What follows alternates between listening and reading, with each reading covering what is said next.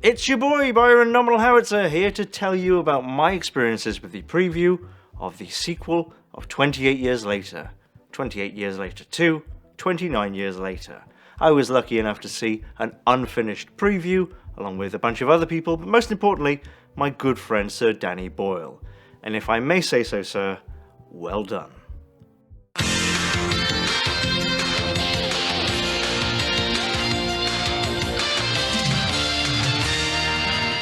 As you know, 28 Years Later was one of the most highly anticipated, not just films, but perhaps cultural events, certainly works of art in the last decade, perhaps the century.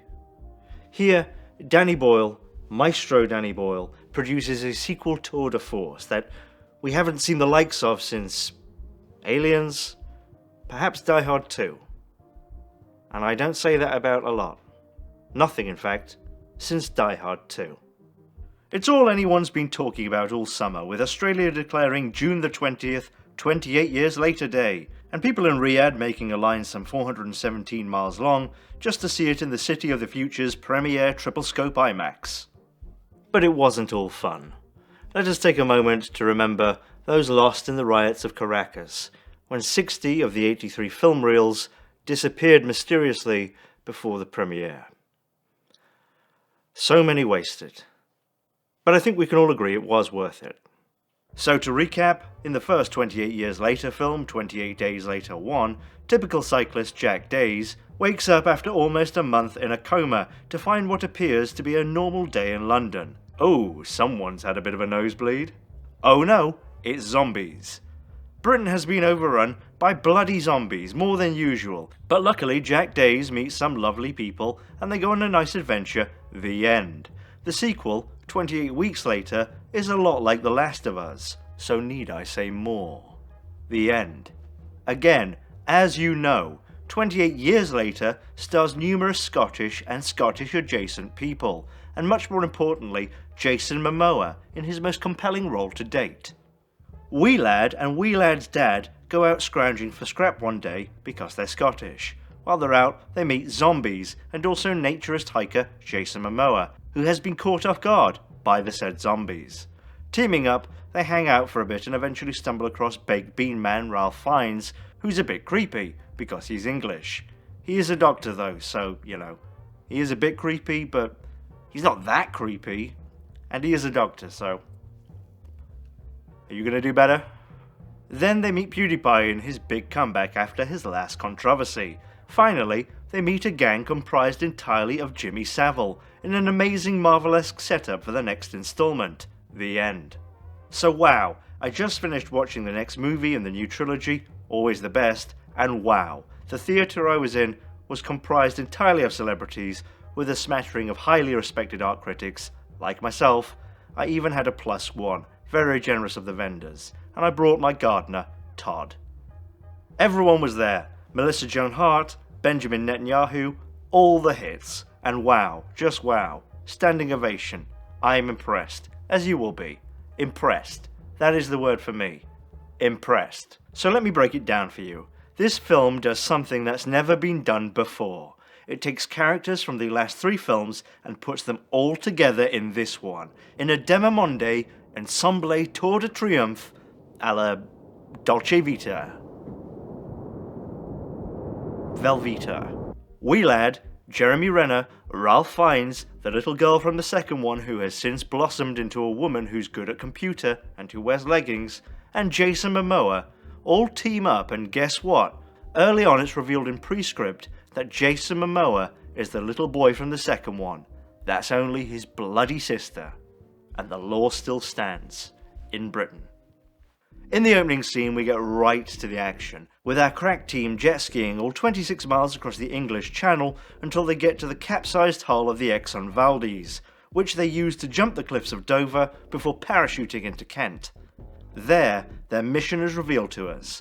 Cillian Murphy from the first one is back as Jack Days, and he's the baddie this time, using 29 years of zombie knowledge to develop an atom bomb that only affects zombies and some buildings, and people nearby. He's going to use this bomb to destroy all of zombie England. But that's a bad thing, because we learned in the prescript that zombies have amazing regenerative powers, which can be used for good. Complicating the task are a hive mind of Jimmy Saviles, you remember, from the film you just saw, who are really good at kung fu, and it doesn't look stupid, it looks good. What's their motive? Ooh, you'll have to wait and see. Now then. Jack Days has built his lair into Big Ben, which is a big clock in England. Actually, Big Ben is the name of the bell. The name of the tower is Big Albert. I know this because I'm English. Also, they keep the crown jewels there and Prince Andrew's porn collection E2F. Most of the movie is them getting to Big Ben, involving amazing set pieces with the Jimmy Saviles nipping at their heels the whole time. First, they have to cross the Humber Bridge, which is a very big bridge, and it's rickety and dangerous, and there's zombies. Then they have to go to Stonehenge to meet a contact there. Professor Longtrousers, played by Peter Dinklage, is already dead, but luckily he managed to write the code to Big Ben backwards on a mirror. Then they get chased around a bit by the Jimmy Saviles and zombies on their way to London. This goes on for about an hour and is really cool. Eventually, they lead Savile Prime to Derbyshire, where the Teletubbies was filmed, a genius callback by master rememberer Danny Boyle, the director.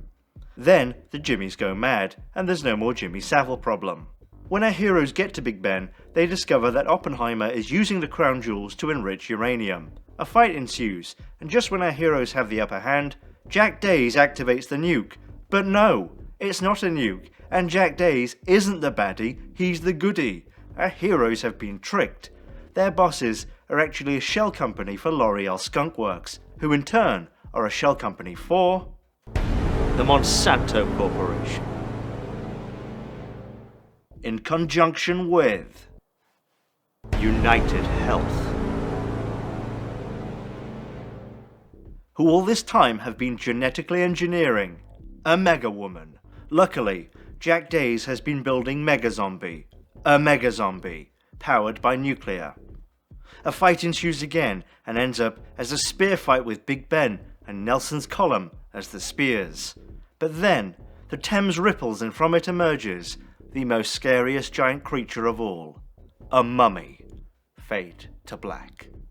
Now I don't want to say more because I don't want to spoil things for you, but suffice to say, wow, incredible, breathtaking, impressed. You can see it this weekend, and if you hold on for a bit longer, you'll be able to see the sequel to the sequel in about 3-4 weeks.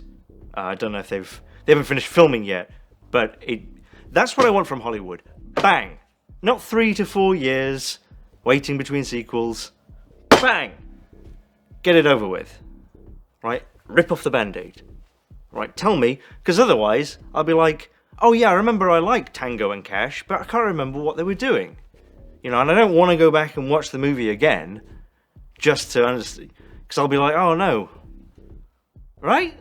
You know, I don't usually say this, but buy yourself a ticket and at the same time buy 12 other tickets and throw them in the trash. You owe it to Danny. If you look at his IMDb, you'll see that Danny Boyle has never done anything just for the money. He's an artist first. Really, he's the Nelson Mandela of the film world, and I don't say that lightly.